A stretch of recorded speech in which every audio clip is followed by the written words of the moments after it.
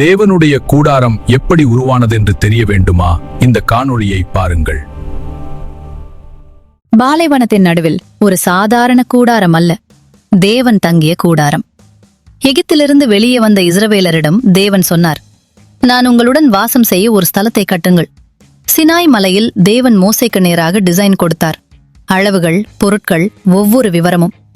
மக்கள் தங்கள் பொன், வெள்ளி, விலையுயர்ந்த நூல்கள் எல்லாம் மனமாற கொடுத்தார்கள். தேவன் தேர்ந்தெடுத்த கலைஞர்கள் அதை பதறவைக்கும் அழகில் கட்டினார்கள்.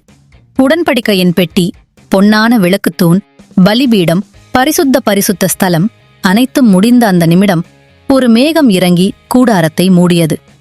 கர்த்தரின் மகிமை அதில் நிரம்பியது. இது ஒரு கட்டிடமில்லை, இது மனிதருடன் வாழ்ந்த தேவனின் சாட்சி.